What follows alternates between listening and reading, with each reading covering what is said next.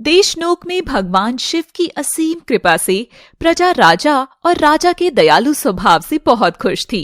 राजा उतान सिंह शिव भक्ति में मग्न रहते थे और शिव जी के आशीर्वाद से राजा का साम्राज्य काफी फल फूल रहा था। मगर उतान सिंह के कोई भी संतान नहीं हो रही थी, जैसे ईश्वर ने अपनी नजर ही उनके ऊपर से हटा ली हो। इस गम में राजा अब चिड़चिड़े और गुस्सैल होते जा रहे थे। राजा की पत्नी रानी पद्मा भी अपने पति की यह चिंता देखकर गम में डूबी रहने लगी और बीमार हो गई। पद्मा की तबीयत अब ज्यादा ढल रही है। 2 सेवक जाकर नगर की सबसे समझदार दाई को लेकर आओ। और वो दोनों नगर में चले जाते हैं। उतान सिंह भी अपने राजपुरोहित के पास जाता है। राजा जैसे ही राजपुरोहित को देखता है, उसके चरणों में गिरकर फूट फूट कर रोने लगता है। राजपुरोहित इतने बड़े राजा को अपने कदमों में देखकर थोड़ा अभिमान महसूस करता है। अरे वाह, इतना बड़ा राजा मेरे कदमों में। इसका मतलब शिव जी की कृपा से अब मैं सबसे बड़ा ज्ञानी हो ही गया हूँ। हा हा हा हा। पुरोहित जी, मेरा जीवन अंधकार में चल रहा है, मेरी मदद करे। न जाने मेरे शिव मुझसे क्यों रूठ गए हैं, जो समय बड़ा ही भारी हो गया है। चिंता मत करो महाराज, मैंने पहले से ही सब प्रबंध कर लिया है। बहुत जल्द ही आपका अच्छा आने वाला है, मगर उसके लिए पहले मुझे एक जरूरी काम करना होगा। और पुरोहित राजा को दिलासा देकर भेज देता है और खुद शिव के मंदिर में जाकर पूजा करने लगता है। सेवक नगर की सबसे मंझी हुई दाई गंगा के यहाँ जाते हैं। चलो, रानी साहिबा की तबीयत खराब है, उनके पास जाना है। गंगा भी माँ बनने वाली थी, उसके भी गर्भ में बच्चा था, पर गंगा अपनी परवाह किए बिना रानी के पास जाती है। राजा भी वहाँ होते हैं। गंगा रानी को देखती है। मैं सब समझ गई हूँ कि आखिर महारानी जी को क्या हुआ है। गंगा मायूस होकर राजा के पास जाती है। महाराज, वो क्या हुआ गंगा, सब ठीक तो है ना? मेरा दिल बैठा जा रहा है, कोई बड़ी बात तो नहीं है ना? नहीं महाराज, बात तो बड़ी है। ये सुनकर उतान सिंह घबरा गया। मैं जानता था कि मेरा समय बड़ा ही कठिन चल रहा है। शिव जी ने मुझसे अपनी नजर फिर ली है। जी नहीं महाराज, इस बार हमारे शिव ने आप पर अपना हाथ रखा है। महारानी पेट से है, बहुत जल्द आपके आंगन में हंसी की किलकारियां गूंजने वाली हैं।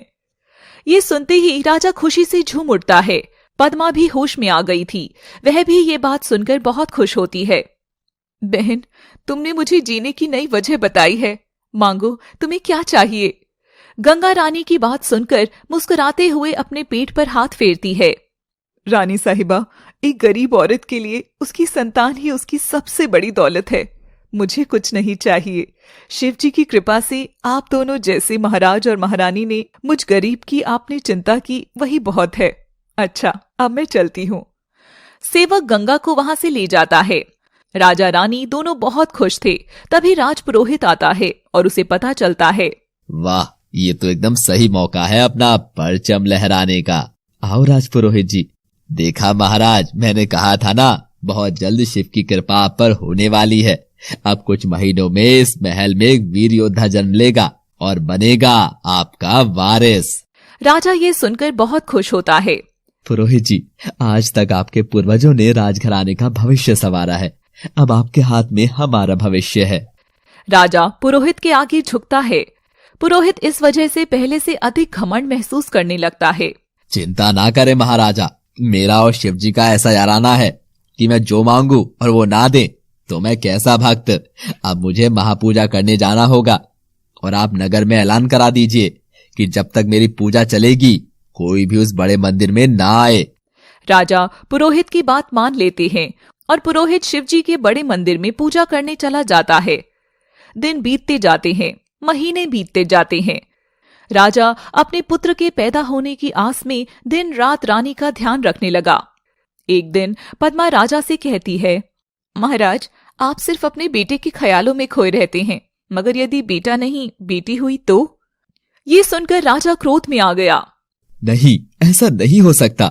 एक लड़की हमारे वंश के लिए किसी काम की नहीं। तुम्हें मुझे बेटा ही देना होगा, वरना मैं तुम्हें माफ नहीं करूंगा। और पद्मा ये सुनकर सहम गई। उधर गंगा के भी बच्चा होने वाला था और वह दिन आया जब अचानक गंगा के पेट में दर्द शुरू हो गया। गंगा घर में एकदम अकेली थी। कुछ महीनों पहले उसके पति का देहांत हो गया था। हे शिव शंभु, मुझे शक्ति देना। आपके इस नन्हे रूप को इस धरती पर लाने से पहले मैं एक बार आपकी पूजा करना चाहूंगी। मगर गंगा के पास कोई मंदिर नहीं था सिवाय उस बड़े शिव मंदिर के जिस पर उस पुरोहित ने कब्जा किया हुआ था। गंगा दर्द में तड़पती मंदिर तक जाती है और पुरोहित से पूजा करने की भीख मांगती है। हे पुरोहित जी, शिव तो सबके है ना, कृपा करके मुझे मेरे बच्चे के जन्म से पहले शिव की शरण में आने दी। चली जा गंगा, तुझ जैसी तुच्छ औरत की मैं इस महापूजा में परछाई भी नहीं पड़ने दूंगा। चली जा। और पुरोहित गंगा को धकेल देता है जिससे वह मंदिर के पीछे की ओर जाकर गिरती है। हे शिव शंभु, साथ देना। तभी गंगा मंदिर में रखे शिवलिंग वाली दीवार को नीचे से खोदती है, जहां से आधे शिवलिंग पीछे की ओर से बाहर आते हैं और उसे शिवजी के दर्शन हो जाते हैं। गंगा के पास चढ़ाने को कुछ नहीं था। तभी एक कुत्ता मुंह में दबाए कुछ बेर लाकर गंगा के पास गिरा देता है और वह शिव को वे बेर चढ़ाती है।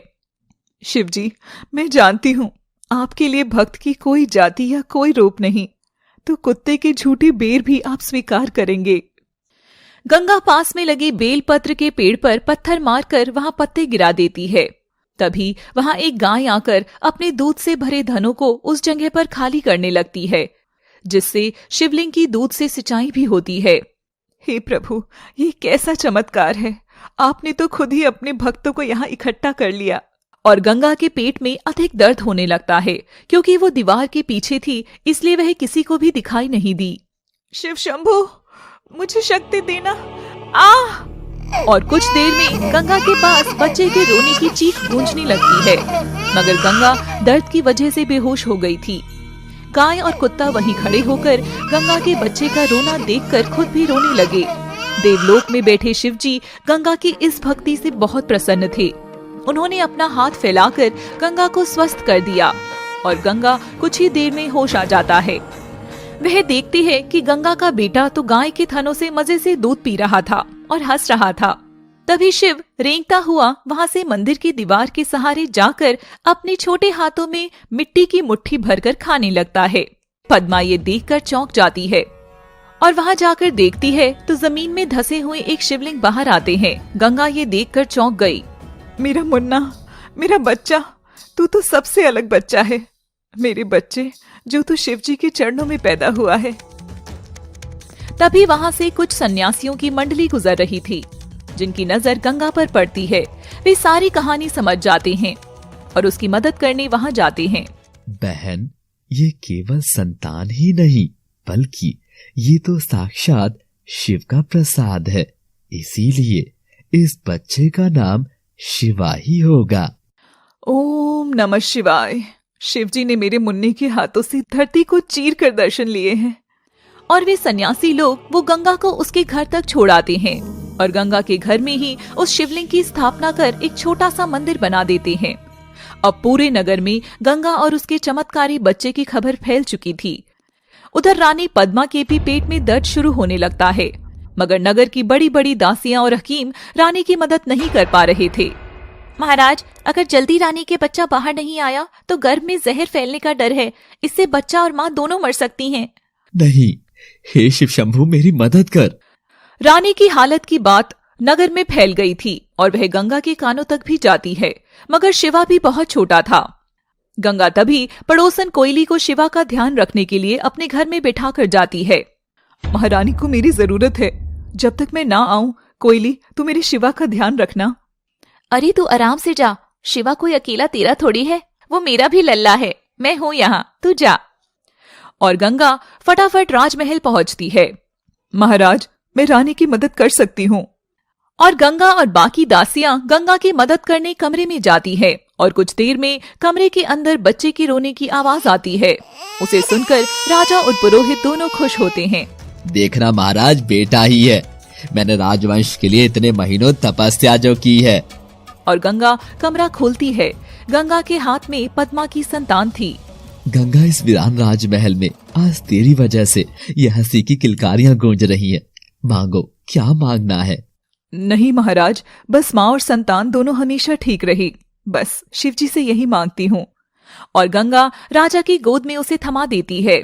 मेरा बहादुर शेर आया है। महाराज, शेर नहीं शेरनी पैदा हुई है। आपके आंगन में साक्षात माँ दुर्गा ने जन्म लिया है। बेटी शब्द सुनते ही राजा तो ऐसा हो गया था जैसे किसी ने उसके शरीर से प्राण निकाल लिए हो। पुरोहित भी यह सुनकर अपना मुंह छिपाने लगा। बहन, तुम्हारे भी तो संतान हुई है ना? हाँ महारानी जी, ऐसा लग रहा है जैसे साक्षात शिवजी ने मेरी कोख से जन्म लिया हो। मैंने उसका नाम भी शिवा रखा है। बहुत सुंदर नाम है बहन। शिवजी हमारे बच्चों पर अपनी कृपा हमेशा बनाए रखें। गंगा वहां से चली जाती है। पद्मा राजा का उतरा हुआ चेहरा देखती है। उत्तान सिंह पद्मा की गोद में अपनी बेटी वापस दे देता है। मैंने सही कहा था, पद्मा, शिवजी ने मुझ पर से अपनी नजर हटा ली है। जो इतने इंतजार के बाद भी अगर संतान दी है तो वो भी लड़की। अब मेरा वंश कौन आगे बढ़ाएगा? महाराज, बेटा और बेटी में कैसा फर्क? पर महाराज, आखिर ये हमारी औलाद है। एक बेटी भी अपने बाबा की उंगली पकड़कर चलना सीखेगी जैसे कि एक बेटा सीखता है। और जब इसका विवाह होगा तो सबसे ज्यादा बेटी बाप के कंधे पर ही सर रखकर रोती है, जो कि बेटे होने से कहीं भी कम नहीं है। पर राजा उदास होकर वहां से चला गया। महाराज, न जाने ये कैसे अनर्थ हुआ है। मेरी महापूजा कैसे विफल हो गई। मगर आप जरा दिमाग लगाइए, बेटी भी आपका शौर्य बढ़ाएगी। फायदा तो इसमें भी है। कैसे पुरोहित जी? यदि आप किसी बड़े राजघराने में अपनी बेटी ब्याह देंगे तो आपका बल और मान दोनों बढ़ेगा। राजा को पुरोहित की ये बात पसंद आती है और वह पद्मा के पास जाकर अपनी बेटी को गोद में उठा लेता है। तुमने सही कहा था पद्मा, ये हमारी बेटी है और इसका नाम होगा नंदिनी, राजकुमारी नंदिनी। पद्मा यह देखकर खुश होती है, मगर पुरोहित के घमंड को ठेस पहुंची थी, इसलिए वह भी वहां से क्रोध में तमतमाता चला जाता है। मगर आखिर मेरी पूजा अधूरी कैसे रह गई, जो रानी के बेटा नहीं बेटी हुई। हाँ, अब समझ आया। उस दिन वो तुच्छ सीधाई गंगा आई थी, उसी ने मेरी पूजा को अशुद्ध कर दिया। गंगा, मैं तुझे छोड़ूंगा नहीं। गंगा अपने घर लौट रही थी, तभी वह शिवजी के मंदिर में पूजा करने रुक जाती है। वहां शिवा के पास कोयली तो है ही, थोड़ा रुक कर जाती हूँ। शिवा मजे से फर्श पर सो रहा था और कोयली बगल में बैठी थी। तभी वहां दरवाजे की चौखट पर एक बड़ा काला नाग आ जाता है। उसे देखकर कोयली के पसीने छूट जाते हैं। काला नाग, भागो यहाँ से। नाग घर के अंदर आने लगता है और कोयली उछलकर बाहर चली जाती है। कोयली की चीख से पूरा मोहल्ला वहां इकट्ठा हो जाता है। अरे अंदर तो शिवा है। कोयली, तो उस नई जन्मे बच्चे को जमीन पर ही छोड़ आई। और वहां ढेर सारी भीड़ लग जाती है। गंगा भी आती है और देखती है कि वहां तो भीड़ है। क्या हुआ भाई, यहाँ क्यों खड़े हो? गंगा, तेरा शिवा, वो नाग। ये सुनते ही गंगा की चीख निकल पड़ती है। शिवा, नहीं। गंगा देखती है तो सब लोग एक साथ ओम नमः शिवाय का जाप कर उसके मुन्ने शिवा के सामने सिर झुकाकर खड़े थे। मेरा लल्ला, हाँ, मेरा लल्ला, मेरा लाल। परेशान मत हो गंगा, और शिवजी का नाम लेकर अब सब कुछ उन पर ही छोड़ दे। गंगा तुरंत घर के अंदर भागती है और देखती है कि शिवा फर्श पर लेटा हुआ हंस रहा था और नाग उसके शरीर से लिपट रहा था। शिवा ने नाग के फन को हाथ में थामा हुआ था। गंगा यह देखकर एकदम सुन्न हो गई। अरे गंगा, हम सब तो साक्षात शिवा को देखने आए हैं। तेरा मुन्ना कोई आम मुन्ना नहीं, ये तो छोटा शिवजी है, साक्षात शिवजी। नमः शिवाय। जय भोले। हे शिव शंभु, माफ करना। सब लोग शिवा के आगे नमन करते हैं और वो चले जाते हैं। नमो नमो शंकरा, हे शिव शंभु, मैं धन्य हो गई। गंगा अपने बेटे का ये रूप देखकर बहुत खुश होती है। देवलोक में बैठे शिवजी भी ये देख मुस्कुरा रहे थे। तभी पार्वती शिवजी को देखकर खुश होकर बोलती हैं, हे स्वामी, इस बच्चे को देखकर आपके चेहरे पर ये भाव कुछ अलग से हैं। क्या हुआ स्वामी? सही कहा पार्वती तुमने। ये बच्चा मेरा आशीर्वाद लेकर तो पैदा हुआ है, मगर एक बड़े दोष के साथ। दोष? कैसा दोष? कुछ चीजें समय आने पर ही सामने आए तो बेहतर है पार्वती। और वक्त बीतता जाता है। उधर राजकुमारी नंदिनी की परवरिश में राजा ने कोई भी कमी नहीं रखी थी। एकदम शाही अंदाज में अपनी बेटी को लाड से बड़ा किया। मगर दूसरी ओर गंगा का शिवा तो बस अपने घर में बने उस मंदिर में बैठकर दिन रात शिवजी की पूजा में ही मग्न रहता था। लोग शिवा को बहुत सम्मान करने लगे थे। यूं करते हुए 20 बरस बीत गए। ओम नमः शिवाय, ओम नमः शिवाय, ओम नमः शिवाय। बेटा खाना तो खा ले। माँ, अभी मेरे शिवजी के ही खाने का समय नहीं हुआ, और जब तक मेरे शिवजी ही नहीं खाएंगे तो मेरे निवाला कैसे नीचे उतरेगा माँ? मेरा छोटा शिव, चल जल्दी आ, मैं अंदर तेरा इंतजार कर रही हूँ। और गंगा अंदर चली जाती है। तभी शिवा को शिवजी के बड़े मंदिर के पास से लोगों के चिल्लाने की आवाज आती है और गंगा और शिव भी वहां जाते हैं। शिव देखता है कि पास में राजमहल का रथ खड़ा है और मंदिर के फर्श पर राजकुमारी नंदिनी बेहोश पड़ी है। आसपास राजकुमारी की सखियां भी खड़ी थी। क्या हो रहा है भाई यहाँ? भाई, राजकुमारी को सबसे जहरीले सांप ने काट लिया है। अब तो इनका बचना नामुमकिन लग रहा है। और कुछ देर में राजपुरोहित हकीम को लेकर वहां आ जाता है। नंदिनी का पूरा शरीर जहर फैलने की वजह से नीला पड़ चुका था। हकीम राजकुमारी को देखते हैं। राजकुमारी का बचना नामुमकिन लग रहा है। अब तो शिव शंभू ही कोई चमत्कार करें तो। तभी शिवा बोलता है, क्या मैं एक बार राजकुमारी को देख सकता हूँ? हाँ पुरोहित जी, एक बार मेरी बेटी को राजकुमारी को देखने दीजिए। ओ, तो ये तेरा बेटा है? नहीं, एक दाई का बेटा राजकुमारी को कभी हाथ नहीं लगा सकता। गंगा का अपमान देखकर शिवा अपनी माँ को लेकर वापस लौट जाता है और वहाँ से घर चला जाता है। और कुछ देर बाद राजा और रानी भी वहाँ आते हैं और नंदिनी की ऐसी हालत देखते हैं। पद्मा अपनी बेटी को मरता देख वहाँ विलाप करने लगी थी। महाराज, खड़े खड़े क्या देख रहे हैं? मेरी बच्ची को बचा लीजिए। अरे कोई है क्या जो मेरी बच्ची को बचा सके? तभी पास खड़े लोगों की भीड़ में से आवाज आती है, अरे इसे तो केवल अपना शिवा ही ठीक कर सकता है। शिवा? कौन शिवा महाराज? शिवा को बुलाइए, नंदिनी की हालत बहुत गंभीर है। शिवा अब नहीं आएगा। शिव ने मदद करने के लिए कहा था, मगर राज पुरोहित जी ने उसे भला बुरा कहकर उसे नाराज कर दिया। राजा पुरोहित को घूर कर देखता है। सेवकों, राजकुमारी को उठाकर रथ में रखो, हम खुद शिवा के घर जाएंगे। पर महाराज, वो तो दाई का बेटा है। पुरोहित जी बस चुप, एकदम। पुरोहित अपना अपमान कराकर चुप हो जाता है और पद्मा और राजा शिवा के घर पहुंचते हैं। गंगा उन दोनों को अपने गरीब खाने में देखकर चौंक जाती है। महाराज, महारानी, आप? पद्मा रोते हुए गंगा के सामने हाथ जोड़ लेती है। मेरी बेटी को बचा लो बहन, पहले भी उसने तुम्हारे ही हाथ से जन्म लिया था। गंगा राजकुमारी को मंदिर में लेटा देती है और शिवा उसके बगल में बैठकर शिव मंत्र जाप करने लगता है। पुरोहित और बाकी लोग भी देख रहे थे। मेरी बेटे पर शिव जी की असीम कृपा है, आप चिंता ना करें महारानी जी, राजकुमारी जी जरूर ठीक हो जाएंगी। और शिवा जैसे ही मंत्र जाप करता है, वहाँ वही काला विशाल सांप आता है जिसने नंदिनी को मंदिर में काटा था। और शिवा उसकी ओर दोनों हाथ जोड़ता है। ओम नमः शिवाय। तभी देवलोक में बैठे शिवजी मुस्कुराते हैं और सांप नंदिनी के शरीर से अपना सारा जहर फिर से चूसने लगता है और नंदिनी के शरीर का नीलापन कम होता जाता है।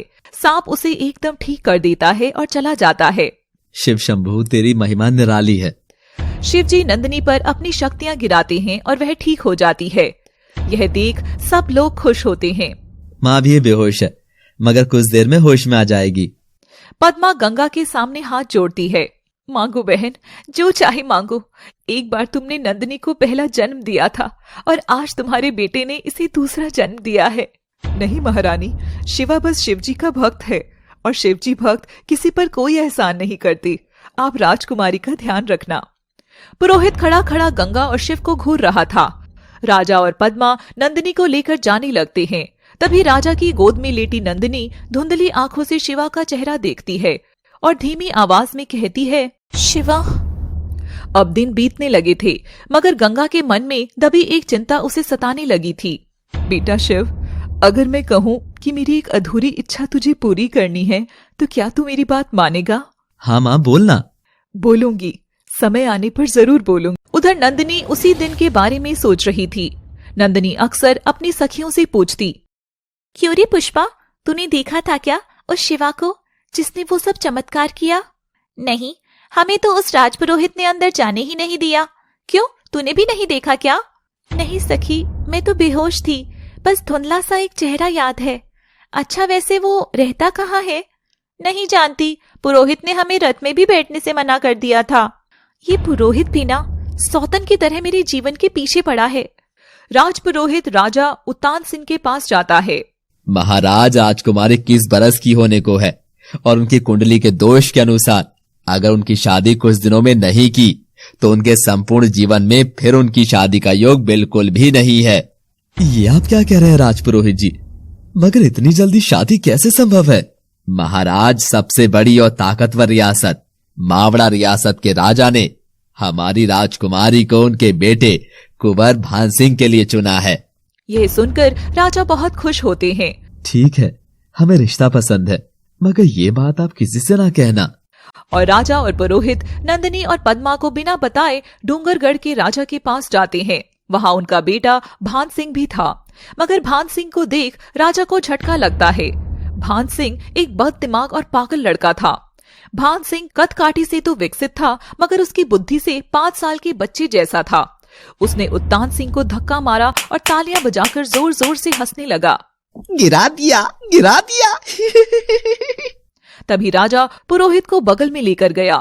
पुरोहित जी, ये तो एक पागल लड़का है, इसके साथ मेरी बेटी का विवाह कैसे संभव है?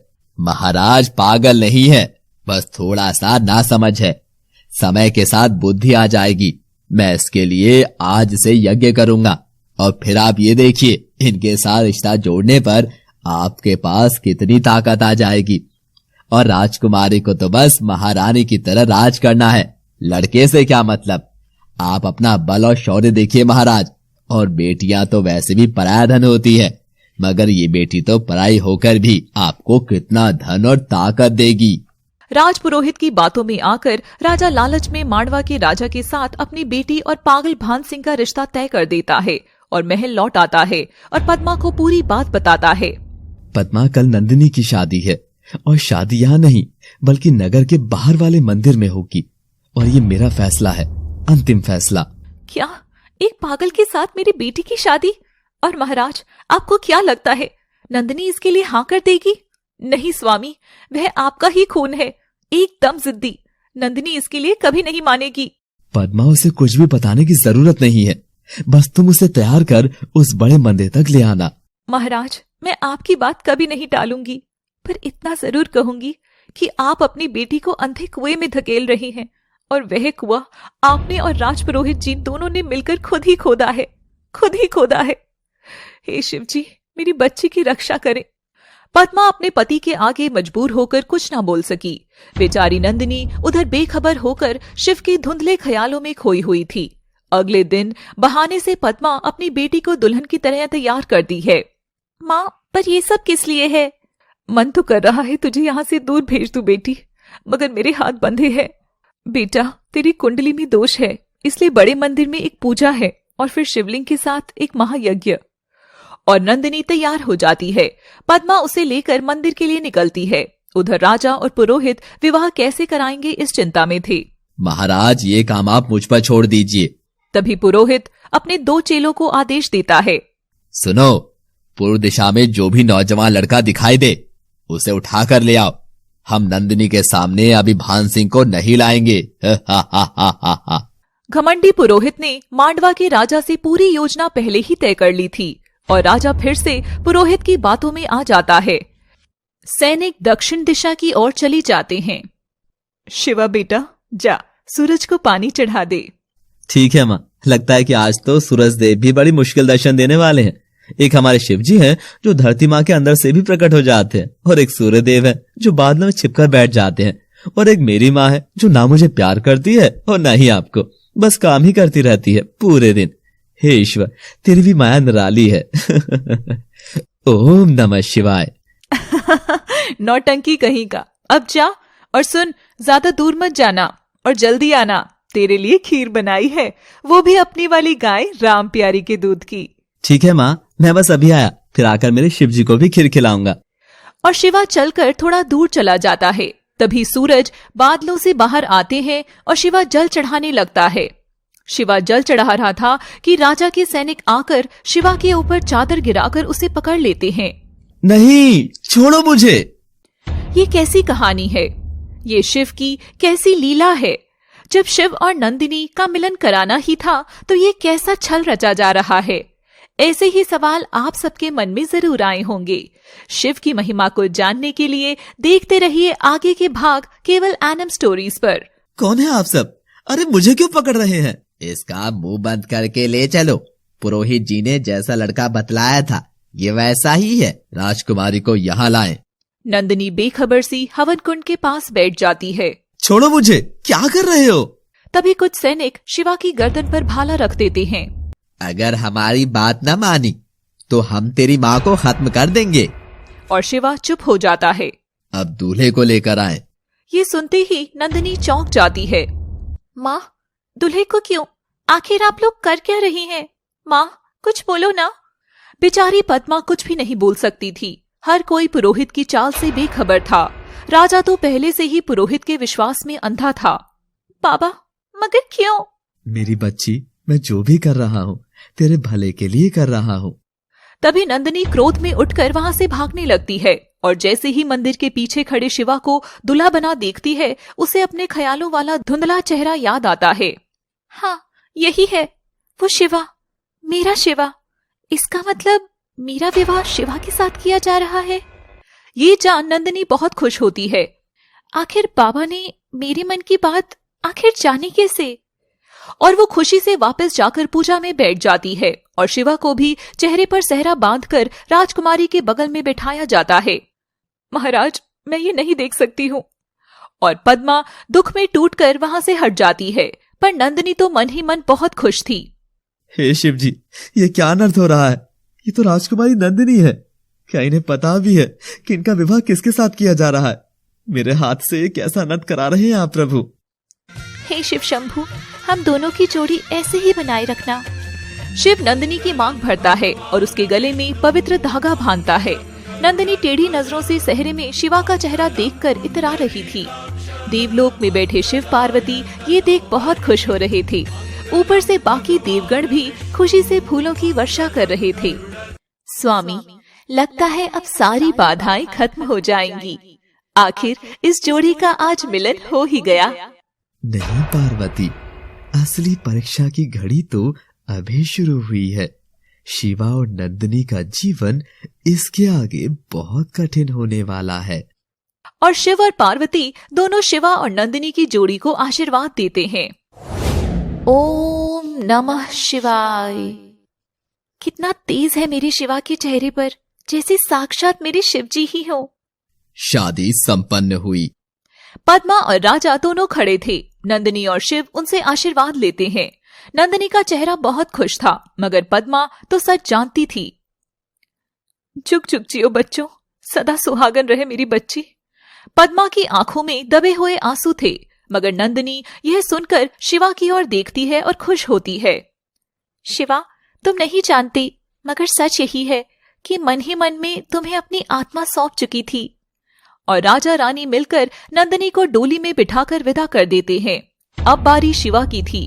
राजपुरोहित राजा और रानी पद्मा के साथ बाकी लोगों को राजमहल रवाना कर शिवा के पास जाता है। शिवा अपना सेहरा हटाता है तो पुरोहित उसे देख चौंक जाता है। तू तो उस दाई गंगा का बेटा है ना? हाँ पुरोहित जी, आपने क्या कर दिया? मेरा और राजकुमारी का विवाह करा दिया बिना हमारी जानकारी के। तभी सैनिक शिवा की गर्दन पर फिर से भाला रखते हैं।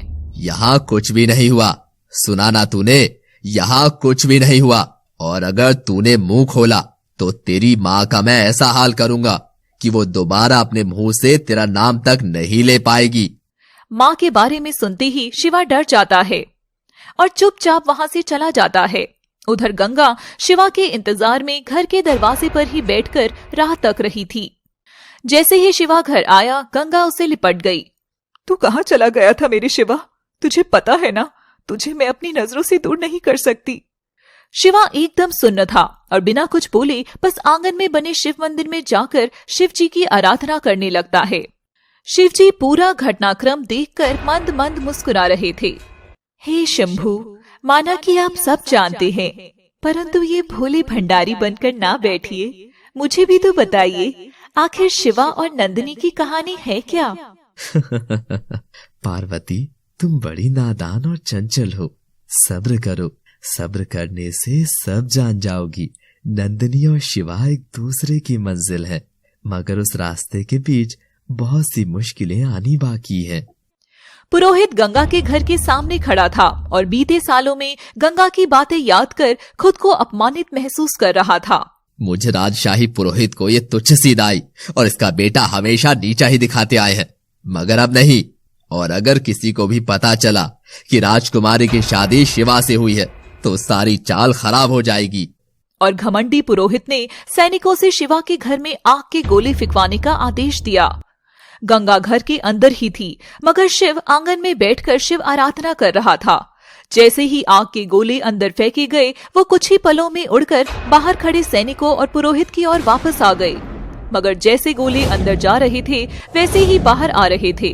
मगर बाकी लोगों की रक्षा करने के लिए वहां शिवा की दिव्य शक्ति के बल पर एक सुरक्षा घेरा बन गया, जिससे आग के गोले केवल पुरोहित की ओर ही आने लगे और बाहर खड़े सभी सैनिकों को आग लग गई।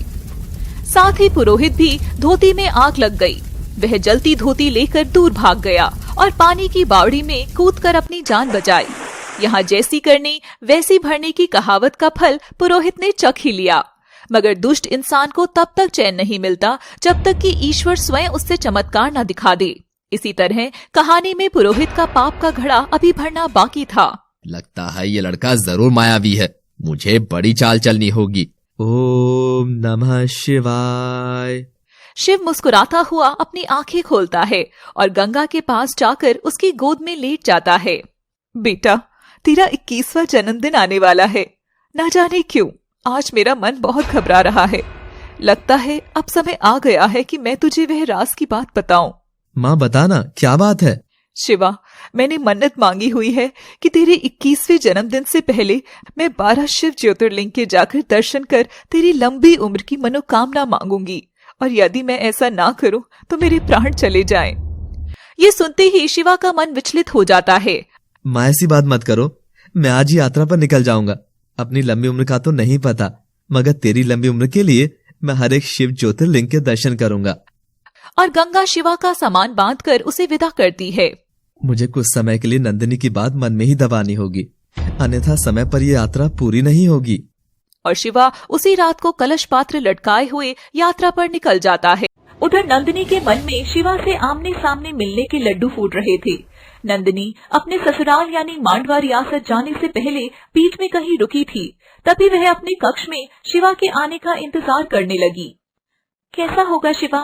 व्यवहार में तेज हुआ तो नहीं, शक्ल से तो काफी सीधा और मधुर लगता है। गंगा माँ भी तो कितनी अच्छी है और उसने मेरी जान भी तो बचाई है।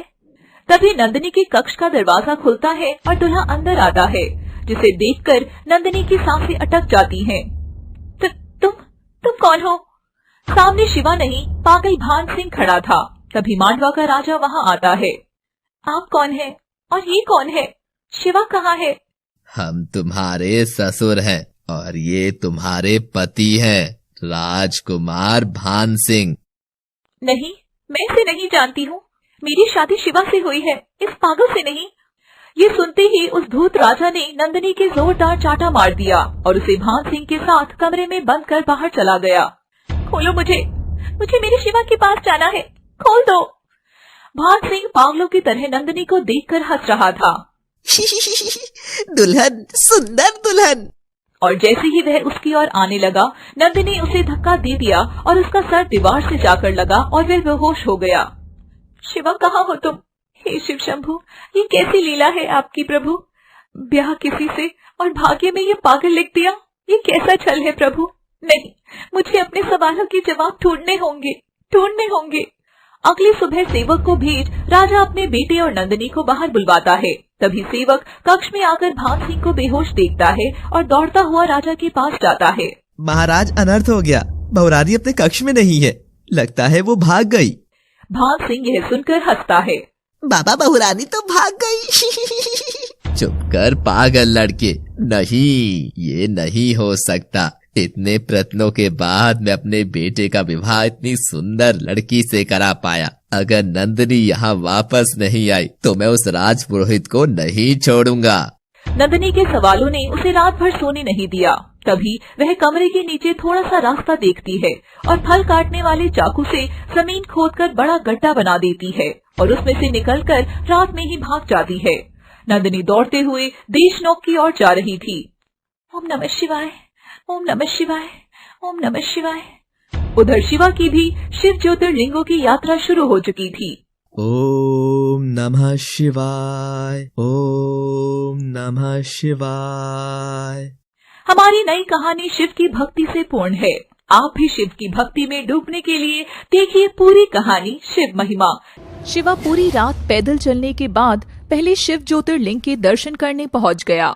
ओम नमः शिवाय, ओम नमः शिवाय। मेरे शिव जी, अब मेरी माँ की रक्षा करना। मैं आपके हर शिवलिंग के आगे नतमस्तक होऊंगा। बस आप मेरी माँ की उम्र मुझसे भी लंबी करना, और हाँ, उसकी भी। आप समझ गए ना? और शिवा आंख बंद करता है तो उसे नंदिनी का हंसता चेहरा नजर आता है। शिव जी के कानों में शिवा की कही हर बात सुनाई पड़ रही थी, मगर भोले भंडारी बस मुस्कुराए जा रहे थे। और ऐसे ही चलते चलते शिवा अगले शिवलिंग के दर्शन को निकल पड़ता है। दूसरी ओर नंदिनी हाफती हुई देशनोक की ओर बढ़ रही थी, मगर बीच में ही वह अपना रास्ता भटक जाती है। मुझे जल्दी से जल्दी ही अपने महल जाकर माँ बाबा को सच बताना होगा कि उस पुरोहित ने ये सब चाल चली है। जब नंदिनी को कमरे में बंद कर दिया था तो वह रोते हुए दरवाजे के सहारे ही बैठ गई। तभी उसने बाहर खड़े भान सिंह का बाप और सेनापति की बातें सुन ली थी। सेनापति, विवाह में जो पुरोहित ने चाल चली थी, क्या उसके बारे में किसी और को भी पता है? नहीं महाराज, ये बात तो केवल उन सिपाहियों पुरोहित के अलावा बस आप और मैं ही जानते हैं। असल में हमने इतनी सफाई से उस लड़के को हमारे राजकुमार की जगह बैठाया था कि एक बार तो उसे भी नहीं समझ आया कि वहाँ हो क्या रहा है। शाबाश सेनापति, हमारे कमजोर बेटे के लिए हमें ऐसी ही सुंदर बहू की तलाश थी। इस कन्या के बदले में तो ऐसी कई रियासतें हम उत्तान सिंह के मुंह पर फेंक कर मार सकते हैं। हम उत्तान सिंह से बहुत खुश हैं। नंदिनी अपने पिता के बारे में ऐसा सुनकर हैरान थी। इसका मतलब बाबा इसके बारे में सब जानते थे और अपने स्वार्थ के लिए उन्होंने मेरे रिश्ते का सौदा किया। तभी नंदिनी उन दोनों की आगे की बात सुनती है। पर महाराज, वो उस लड़के का क्या, जिसने असली में राजकुमारी से विवाह किया था? अगर उसने किसी से कह दिया तो? हाँ, तुम एकदम सही कह रहे हो। हमें उस लड़के से खतरा है। एक काम करो, तुम कल ही उसके घर जाकर वहाँ आग लगा दो, और ध्यान रखना किसी को भी पता ना चले। नंदिनी ये सब सुन रही थी। नहीं, मेरा सुहाग, मुझे मेरी शिवा को बचाना होगा। हे शिव शंभु, मुझे रास्ता दिखाओ। और फिर नंदिनी वहाँ से भाग जाती है। लगता है मैं रास्ता भटक गई हूँ, अब मैं कहाँ जाऊँ? अचानक उस ओर मांडवा के राजा के भेजे हुए सिपाही नजर आते हैं।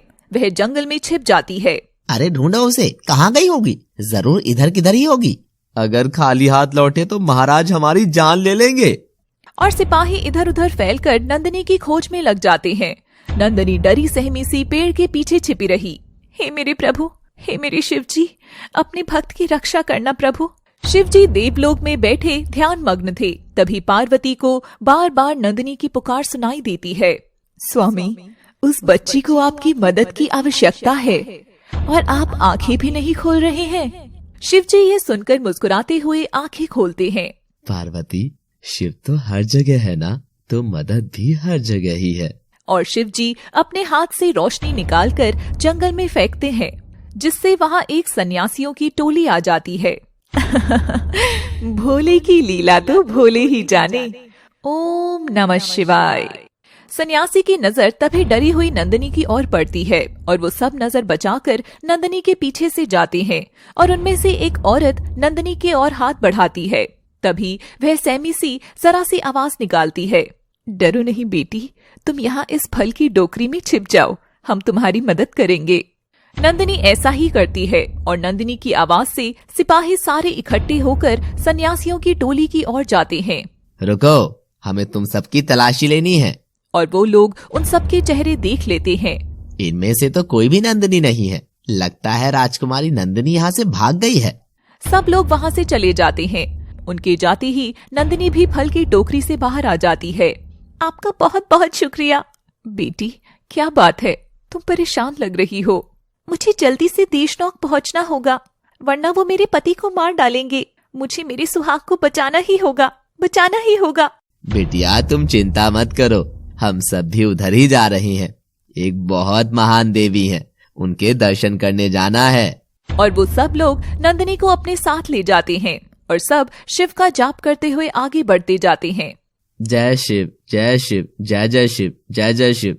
जय जय शिव, जय जय शिव। बाबा, मगर देशनोक ऐसी कौन सी तजवी है जिनके दर्शन को आप इतनी दूर से यात्रा करके आ रहे हैं? बेटी, वहाँ गंगा नाम की एक भली औरत है जिसकी पावन कोख से साक्षात शिव के रूप में एक लड़के ने जन्म लिया है। शिवा नाम है उसका। हमें उसी माँ के दर्शन करने हैं। क्या कहा आपने? शिवा? शिवा कहा आपने? शिवा ही तो मेरे स्वामी है माँ जी। क्या मैं भी उस माँ के दर्शन करने आप लोगों के साथ चल सकती हूँ? हाँ बेटा, क्यों नहीं। इस लिहाजे से तो वो तुम्हारा ससुराल हुआ, और एक पत्नी को उसके पति के घर जाने से रोकने वाले हम कौन होते हैं भला। अब तो सबकी मंजिल एक ही है। सब लोग देशनोक पहुँचते हैं। उधर मांडवा के राजा ने उत्तान सिंह के यहाँ भी नंदिनी के लापता होने का संदेश पहुंचा दिया था, जिसकी वजह से उत्तान सिंह क्रोध में आग बबूला हो गया था। राजा पद्मा के पास जाता है। सुना तुमने कैसे कर्म किया है तुम्हारी बेटी ने? ससुराल पहुंचने से पहले ही अपने पिता के चेहरे पर कालिख लगा दी है। महाराज, मगर एकदम चुप। ये दिन देखने से अच्छा जब ये पैदा हुई थी, मैं उसी दिन उसका गला घोंट देता तो अच्छा होता। तुमने ही तरफदारी की थी ना इसकी। अब इस समस्या से मुझे केवल राजपुरोहित जी ही निकाल सकते हैं, वरना ये जंग का ऐलान हो सकता है। पद्मा बेचारी बेबस माँ और एक लाचार रानी थी जो चुपचाप सब सुनती रही। नंदिनी सन्यासियों की मंडली के साथ गंगा के घर के बाहर जाकर शिवजी का जाप करने लगी। ओम नमः शिवाय, ओम नमः शिवाय। अरे, ये इतनी मधुर आवाज में शिव को कौन पुकार रहा है? गंगा बाहर आकर देखती है तो सामने नंदिनी खड़ी थी। यह देख गंगा चौंक जाती है। राजकुमारी जी, आप यहाँ मुझ गरीब के घर? आइए आइए, आप आइए। माँ जी, ये सब आपसे मिलना चाहते थे। कौन सब राजकुमारी जी? यहाँ तो कोई भी नहीं है। ये सुनकर राजकुमारी मुड़कर देखती है तो वहाँ उसके साथ कोई भी नहीं था। हाँ, कहाँ गए सब? तभी उसे याद आता है कि अचानक उस जंगल में उस मंडली का आना शिवजी का चमत्कार ही था। वह दोनों हाथ जोड़कर शिवजी को नमन करती है। हे शिवजी, जैसी लाज मेरी रखी है वैसे ही अपने हर भक्त की बनाए। राजकुमारी, मैं आपकी क्या सेवा कर सकती हूँ? तभी नंदिनी गंगा के पांव छूती है। नहीं माँ जी, सेवा तो अब मैं करूंगी आपकी। अपनी माँ से सेवा कराकर मुझे शिवजी की नजरों में गिरना थोड़ी है। राजकुमारी जी, आप राजमहल से यहाँ कैसे? तभी नंदिनी मुस्कुराती है और आंगन में बने शिव मंदिर पर बेल पत्र चढ़ाने लगती है। माँ जी, आज तक कोई पत्नी अपने पति का घर छोड़कर मायके में रही है क्या? ये सुनते ही गंगा हैरान हो जाती है। हे शिव शंभु, ये क्या कह रही हैं आप राजकुमारी? हाँ माँ जी, आपने एकदम सही सुना। शिवजी के आशीर्वाद से कल आपके लाडली शिवा और मेरा विवाह हो चुका है।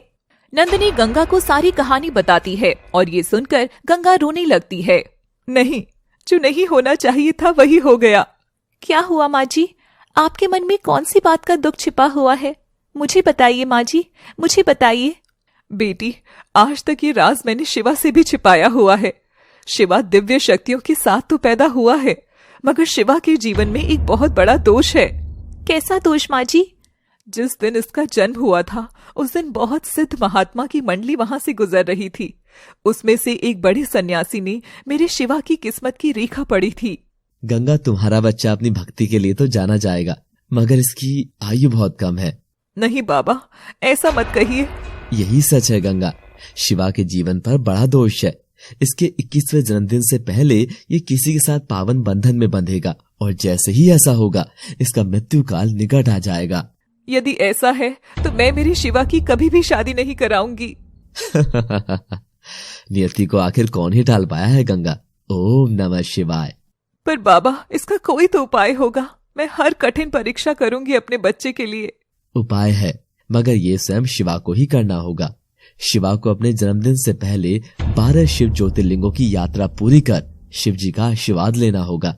यदि वो उस होने से पहले ही कर लेता है तो उसके जीवन के सारे दोष मिट जाएंगे और वो लंबी आयु को प्राप्त होगा। और देखो, उसके जन्मदिन से पहले ये घटना हो ही गई। नियति ये क्या कर रही है? नंदिनी बेटी। माँ जी, मेरे स्वामी, मेरे शिवा कहाँ है? शिवा कल ही शिवलिंग के दर्शन को निकल गया। देखना माँ जी, शिवा जरूर सफल हो जाएंगे। उनके लिए खुद शिवजी की पूजा करूंगी। ओम नमः शिवाय। गंगा नंदिनी को आशीर्वाद देती है।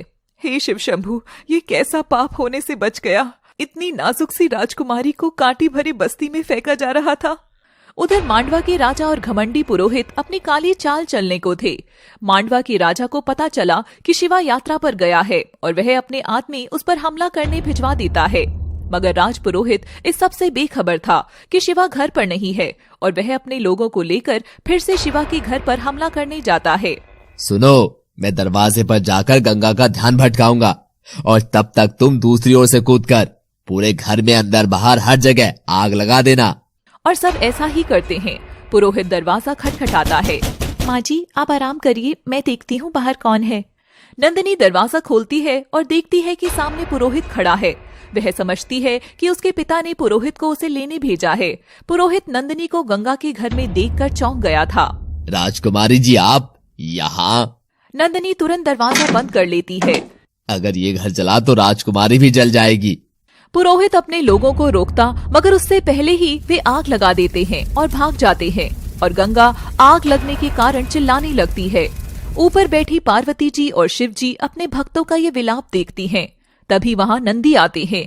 पार्वती जी शिव जी की ओर इशारा करती हैं और शिव जी नंदी की ओर अपनी शक्ति भेजते हैं, जिसकी मदद से नंदी जी स्वयं शिवा का रूप लेकर धरती पर आ जाते हैं और गंगा के घर के अंदर प्रकट होते हैं। गंगा और नंदिनी घर के अंदर आग के बीच खड़े होकर विलाप कर रहे थे। नंदी मुस्कुराए और अपनी शक्ति से तुरंत आग बुझा दी और शिवा के रूप में दरवाजा खोलकर पुरोहित की ओर देखकर मुस्कुराते हैं। ओम नमः शिवाय पुरोहित जी। पुरोहित यह देखकर फिर से हक्का बक्का था। वह क्रोध में लाल पीला होकर राजमहल लौट गया। गंगा शिवा को देखकर चौंक गई। बेटा, तू अपनी यात्रा को बीच में छोड़कर यहाँ क्यों आया है? नंदिनी तो बस अपने स्वामी को देखकर शर्मा रही थी। नंदिनी जैसे ही शिवा के पास जाती है तो शिवा रूपी नंदी थोड़ा सहम जाते हैं और दूर हो जाते हैं। हे देवी, अभी मेरी यात्रा पूरी होने तक किसी कन्या की परछाई मुझ पर ना पड़े तो अच्छा है, इसीलिए मैं बड़े मंदिर में रुकूंगा। गंगा अपने बेटे को सलामत देखकर खुश थी और नंदी जी वहाँ से चले जाते हैं। पुरोहित अगली सुबह राजमहल जाता है और राजा से नंदिनी के भाग जाने की खबर मिलती है। मगर महाराज, राजकुमारी तो नगर की दाई गंगा के यहाँ है। शिवा और गंगा ने राजकुमारी को छिपा रखा है। राजा ये सुनकर क्रोध में वहाँ से निकल गया। मुझसे बैर करके तूने अच्छा नहीं किया बच्चे। उधर असली शिवा कटीले पथरीले रास्तों से होकर गुजर रहा था। कभी संकरे रास्तों से तो कभी पहाड़ों से यात्रा कर रहा था। तभी रास्ते में उसे एक घायल आदमी पड़ा मिलता है और वह उसकी मदद करने रुकता है। अरे भाई, तुम यहाँ कैसे गिरे? रुको, मैं भी तुम्हें उठाता हूँ।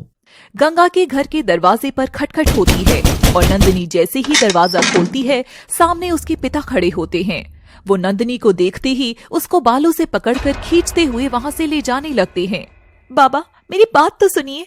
बाबा, नहीं। शिवा, शिवा, इन्हें रोको ना, कहाँ हो तुम? और शिवा जैसे ही उसे उठाने लगता है, वो आदमी और उसके साथी मिलकर शिवा को पहाड़ी से धकेल देते हैं। शिवा! ओम नमः शिवाय। नंदिनी को उत्तान सिंह पकड़कर राजमहल में ले जाता है और उसके कक्ष में कैद कर देता है। पुरोहित जी, अभी मावड़ा के राजा को संदेशा भिजवा दीजिए कि उनकी बहू नंदिनी को विदा करके ले जाएं। जैसी आज्ञा महाराज। और पुरोहित संदेशा भिजवा देता है। बदले में उसको भी एक संदेशा मिलता है। वह पढ़ता है, नंदिनी की शादी जिस लड़के से हुई थी उसे पहाड़ी से गिराकर मार डाला है। अब ये राज हमेशा के लिए राज ही रहेगा। पुरोहित ये जानकर बड़ा ही खुश होता है। अब मेरी आंखों में चुभने वाला कांटा हट चुका है। अब मुझसे महान कोई भी नहीं होगा, कोई भी नहीं। हा हा हा हा हा हा। उधर पद्मा नंदिनी के कक्ष में जाती है। बेटा, तैयार हो जा, तेरी बाबा ने तेरी ससुर और दामाद जी को तुझे लेने के लिए बुलाया है। ये सुनकर नंदिनी में जो साहस मर चुका था वह फिर से जागता है। मुझे लेने आ रहे हैं या खरीदने आ रही है माँ? नंदिनी, ये क्या व्यर्थ बात कह रही है तू? हाँ माँ, हाँ, चलिए मेरे साथ। और वह अपनी माँ का हाथ पकड़कर अपने पिता के पास ले जाती है। गंगा नंदिनी को जाता देख शिवा को बुलाने गई, मगर नंदी बने शिवा तो अपने काम कर पहले ही देवलोक जा चुके थे। लगता है चला गया। ओम नमः शिवाय। हे शंभू, मेरी बेटी की रक्षा करना। पूछिए आप बाबा से ही कि कैसा वर ढूंढा था इन्होंने। पूछिए पूछिए। पद्मा भी चुप हो जाती है। माँ, इसका मतलब आप भी सब जानती थी? सब नहीं बेटी, मुझे तो तुम्हारे पिताजी ने जो आदेश दिया वो हमेशा मानना पड़ा है। उन्होंने कभी औरत के मन को पढ़ना चाहा ही नहीं, तो औलाद का मन कैसे जानते। उत्तान सिंह के कानों में ये शब्द शूल की तरह चुभ रहे थे। पद्मा, चुप हो जाओ बस। क्यों बाबा, हर बार माँ ही क्यों चुप हो? आखिर माँ की क्या गलती है जो उनकी कोख से राजकुमार ने नहीं एक राजकुमारी ने जन्म लिया? हूँ तो आखिर मैं आपकी ही संतान, मगर उसका भी आपने सौदा कर दिया। नंदिनी, अगर एक और बार अपनी जुबान खोली तो मैं भूल जाऊंगा कि तू मेरी बेटी है। आपने याद ही कहाँ रखा बाबा? एक पागल से मेरा विवाह तय करके इन्होंने सोचा कि ये सर्वशक्तिमान बन जाएंगे, और इस कुविचार को अंजाम देने के लिए इन्होंने जो काम किया उसके लिए मैं इनको कभी माफ नहीं करूंगी बाबा। राजपुरोहित भी वहां आ जाता है। बोल बेटी, डर मत, तेरी माँ तेरे साथ है। अपने पिता के इस झूठे अभिमान से तुझे डरने की जरूरत नहीं है। विवाह के पावन बंधन के समय जो लड़का मेरे साथ था वो वह पागल नहीं बल्कि कोई और था। इन्होंने धोखे से मुझे दूसरा दूल्हा दिखाकर शादी उसके साथ की और फिर उस पागल के साथ विदा कर दिया। राजा इस बात से अनजान था कि पुरोहित ने इतनी घिनौनी चाल चली थी। क्या? अरे कैसे पिता है आप? अपनी बेटी का ऐसा सौदा? मैं ठोकर मारती हूँ ऐसी रियासतों को महाराज। राजा भी यह सुनकर सहम जाता है और उसके कदम लड़खड़ा जाते हैं। ये तुम क्या कर रही हो बेटी? पर माँ, मेरे शिवजी ने हर कदम पर मेरा साथ दिया है। मंडप में भी जो चाल इन्होंने चली वह कामयाब तो हुई, मगर मेरा विवाह मेरी ही पसंद के लड़के से हुआ जिससे मैं मन ही मन प्रेम करती थी। सब आंखें बड़ी करके ये सुन रहे थे। कौन था वो बेटी? माँ, गंगा खाकी का बेटा शिवा, जिसने मुझे नया जन्म दिया। पद्मा ये सुनकर बहुत खुश होती है। लगता है शिव की कृपा हो रही है। पुरोहित जी, नंदिनी ये क्या कह रही है? क्या आपने दूल्हे को शिवा से बदला था? पुरोहित कांपती आवाज में हाँ करता है। ऐसा दुस्साहस! आप जानते हैं कि इसकी सजा क्या हो सकती है। विवाह कोई खेल नहीं है जो राजकुमार की जगह आपने एक मामूली लड़के को बैठा दिया। महाराज, पर अब सब ठीक है। मुझे अभी संदेश मिला है कि वो लड़का शिवा पहाड़ी से गिरकर मर चुका है। ये सुनते ही नंदिनी का विलाप शुरू हो जाता है। दुष्ट, ये सब तेरा ही किया हुआ है। और बाबा, आप एक नई सुहागन को विधवा करके आपको खुशी मिल गई हो तो अब आप मुझे भेज दो उस नरक में और ले लो ऊंचे महल और बड़ी रियासतें बदले में, क्योंकि वो मामूली नहीं है ना, सोने चांदी से बनी है। मगर मेरा शिवा, वो तो शिव भक्ति से बना है जो ऐसी रियासतों से बहुत ऊपर है। नंदिनी की बात से राजा की बाप की ममता जागती है।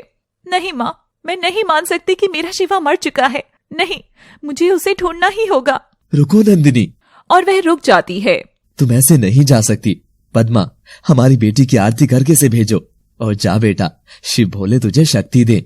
ये सुनकर नंदिनी और पद्मा दोनों खुश हुई और राजा से लिपट गई। बाबा, शौर्य के लोभ ने मुझे अंधा कर दिया था बेटी, मगर अब एक बाप अपनी बेटी की खुशियों का कत्ल किसी को भी नहीं करने देगा। महाराज, मगर मावड़ा के राजा को अगर नंदिनी नहीं मिली तो युद्ध भी छिड़ सकता है।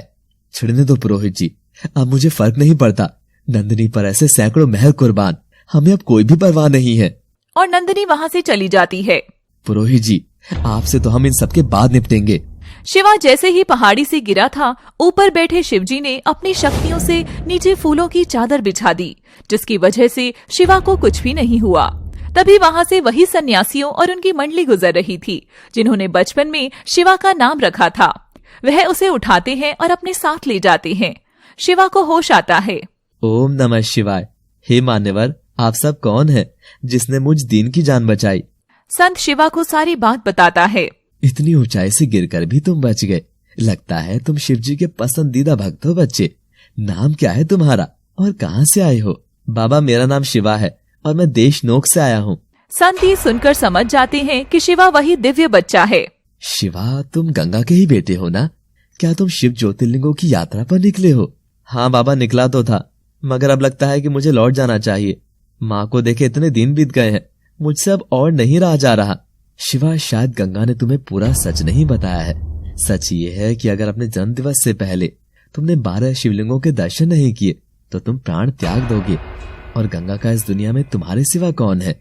नहीं बाबा नहीं, मुझे कैसे भी 12 शिवलिंगों के दर्शन करने ही होंगे। अब गंगा माँ के अलावा नंदिनी भी है जिसके लिए मुझे जीना है, मगर मेरे पास समय कम है। शिव शंकर सब संभाल लेंगे, चलो हमारे साथ। और शिवा मंडली के साथ शिव नाम भजता हुआ बाकी शिवलिंग के दर्शन करने लगता है। शिवा के जन्मदिन में केवल एक दिन ही बचा हुआ था। उधर गंगा भी दिन रात भर शिव जी की पूजा करती है और अपने बेटे की आयु की मनोकामना करती है। बाबा, आखिरी शिव ज्योतिर्लिंग बहुत दूर है, कल तक वहां पहुंचना नामुमकिन होगा। शिवा उदास होकर बैठ जाता है। मन छोटा मत करो बच्चे, उठो, अभी तो बहुत चलना है। हमारे भोले ने हमारे लिए जरूर कुछ अच्छा ही सोचा होगा। शिवा अपने सफर के आखिरी पड़ाव की ओर निकल पड़ता। लगातार चलते हुए दिन बदल जाता है और उसका जन्मदिन शुरू होने में केवल 1 ही घंटा बचता है।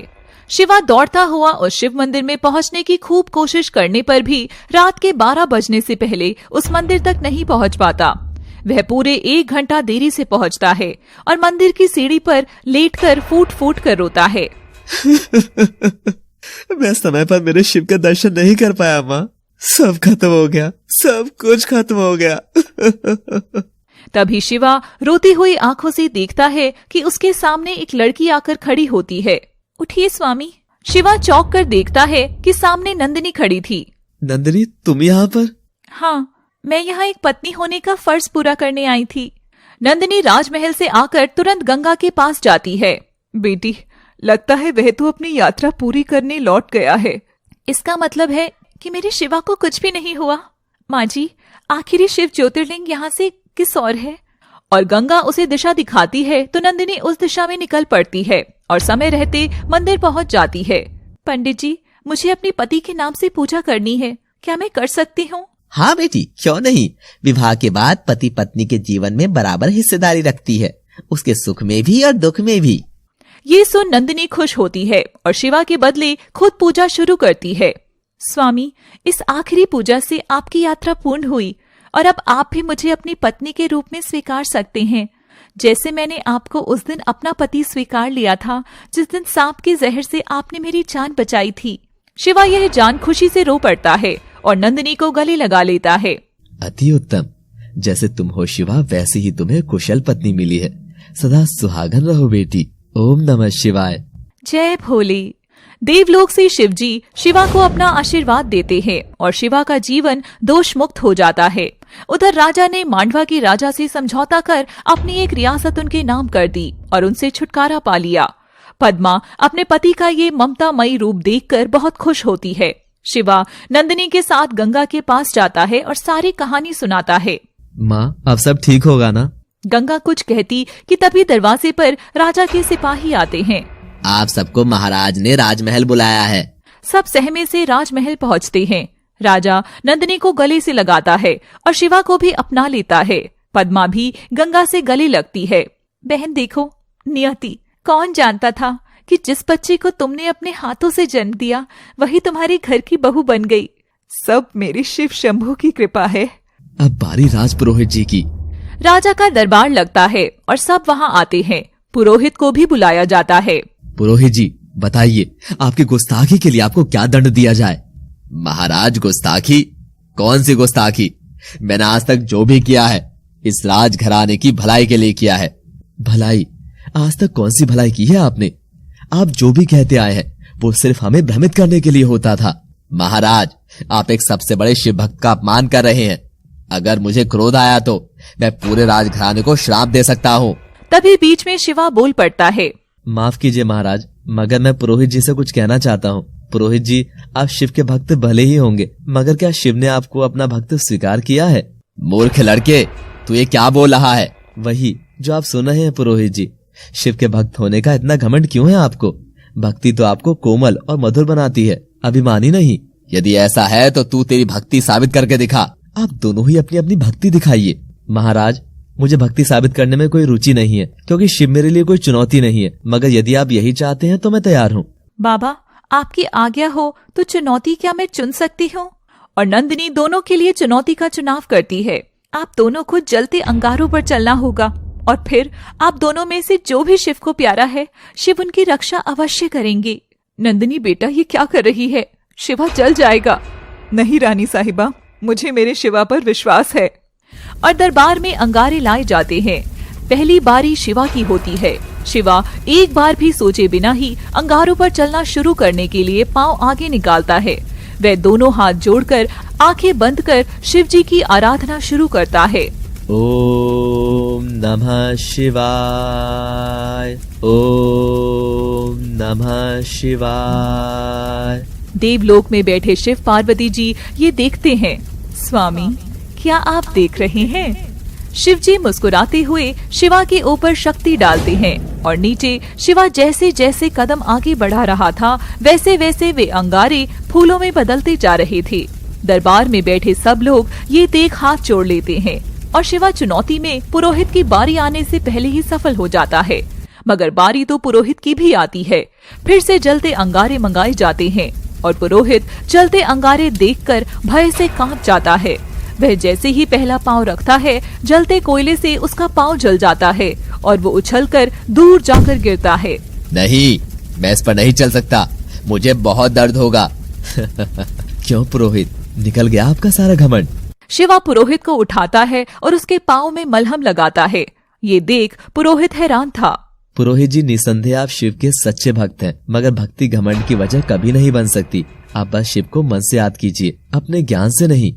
ये सुनकर सब लोग तालियां बजाने लगते हैं। पुरोहित बहुत शर्मिंदा होता है। शिव की महिमा भी सबसे निराली। एक भक्त अनाड़ी तो एक भक्त महाज्ञानी। जय भोले। ओम नमः शिवाय। कैसी लगी आपको हमारी भक्ति से भरी ये कहानी? अगर ऐसी ही अलग अलग किस्म की कहानियां आप और देखना चाहती हैं, तो अभी हमारे चैनल से जुड़िए और इसे अधिक से अधिक प्यार दें। और देखना ना भूलें हमारे चैनल एनएम स्टोरीज का हर नया वीडियो। Thanks for watching.